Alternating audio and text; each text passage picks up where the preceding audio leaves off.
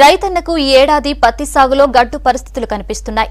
పంట చేతికొచ్చే సమయంలో వర్షాలు లేకపోవడంతో దిగుబడి భారీగా పడిపోయింది. గతేడాది సకాలంలో వర్షాలు కురిసి దిగుబడి బాగా వచ్చినా ధర లేకపోవడంతో రైతులు నష్టపోయారు. ఈసారి ధర కాస్త పర్వాలేదనిపించినా దిగుబడులు తగ్గాయి. దీంతో పత్తి విక్రయాలు లేక వరంగల్ ఎనుమాముల వ్యవసాయ మార్కెట్ బోసిపోయింది.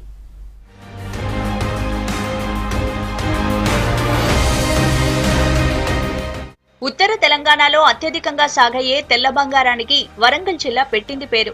నష్టాలు కష్టాలు వచ్చినా ఓసారి కాకుండా మరో ఏడాదైనా తమను ఆదుకుంటుందన్న ఆశతో పత్తి పంట సాగు చేస్తున్నారు ఇక్కడి రైతులు. అయితే ఈసారి పత్తి సాగు చేసిన రైతులకు కష్టాలు తప్పడం లేదు. గతేడాది పత్తి దిగుబడి విపరీతంగా వచ్చినా సరైన ధర లేకపోవడంతో రైతులు ఆర్థికంగా నష్టపోయారు. ఈసారి వరంగల్ ఉమ్మడి జిల్లాలో 2.5 లక్షల హెక్టార్లలో పత్తి సాగు చేశారు. తొలకరి జల్లులు పడడం, సీజన్ ప్రారంభంలో వర్షాలు రావడంతో పంటలు బాగానే పండుతాయని ఆశించారు. కానీ పూత, కాత సమయంలో వర్షాలు ముఖం చాటేయడం దిగుబడి బాగా తగ్గిపోయింది.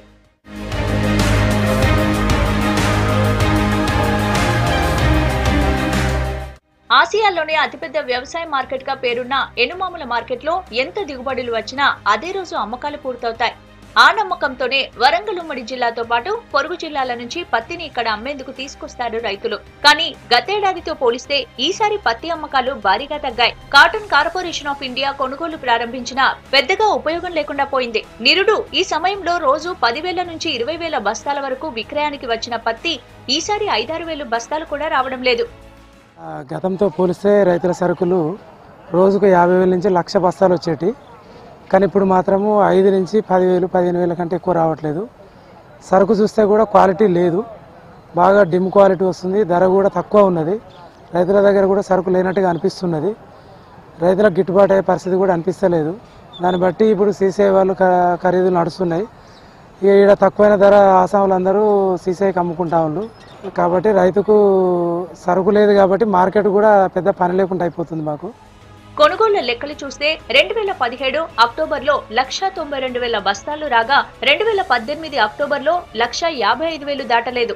2017 నవంబర్లో 2,20,000 బస్తాలను రైతులు అమ్మితే 2018 నవంబర్లో కేవలం 1,76,000 బస్తాల పత్తి అమ్మకాలు జరిగాయి. 2017 డిసెంబర్లో 1,48,000 బస్తాల తెల్ల బంగారం అమ్మకానికి వస్తే 2018 డిసెంబర్లో 79,000 బస్తాల పత్తి మాత్రమే అమ్మకాలకొచ్చింది. గతేడాది పత్తి దిగుబడి ఉన్నా ధర లేదు. ఈ ఏడాది ధర ఉన్నా దిగుబడి తగ్గిందని రైతులు ఆవేదన వ్యక్తం చేస్తున్నారు. ఏమైంది, అది వానకు మొత్తం గూడ గిట్లా రాలి ఏం లేదు. ఆ ఏరిన పత్తి అయినా ఒక ఎకరానికి 3-4 క్వింటాలు వెళ్తే అది మార్కెట్ పట్టుకపోతే అది దళారులు దానికి మద్దతు ధర అన్నారు. మద్దతు ధర ఏమి 4,500, 3,500 అట్లా ఉన్నారు. పత్తి మంచిగా లేదని ఇప్పటి వరకు పెట్టిన పెట్టుబడితో మాకు వచ్చే పొజిషన్ లేదు. మేము 50,000 పెట్టుబడి పెట్టినాం. ఇప్పటి వరకు అంత కొడితే 20,000, 30,000 రాలేదు. పత్తి మొత్తం ఏం లేదు. ఇంకా ఇన్సూరెన్స్ కట్టినా సుతా ఇంతవరకు ₹1 రాలే. ఏ ప్రభుత్వం అయినా ఆదుకోవాలి మమ్మల్ని, లేకపోతే సరైన మాకు రైతులకు ఏం లేదు.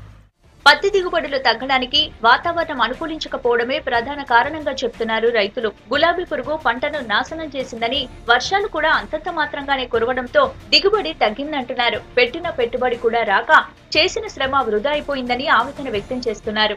గత సంవత్సరంతో పోల్చుకుంటే ఈ సంవత్సరం చాలా తక్కువ అయింది. ఎందుకంటే కారణం వర్షాలు ఎక్కువ పడడం వల్ల ఈ ఎర్రపురుగు అనేది పత్తులు అనేటువంటి ఎర్రబారిపోయినాయి. స్టార్టింగ్లో వర్షాలు టైంకి పడకపోవడం వల్ల రైతులని ఇన్ టైంలో పెట్టలేదు. పత్తులు చేతికి వచ్చే టైంలో వర్షాలు బాగా పడి పత్తి అంతా కింద పెట్టిన పెట్టుబడి కూడా రాలేని సిచ్యువేషన్లో ఉన్నది.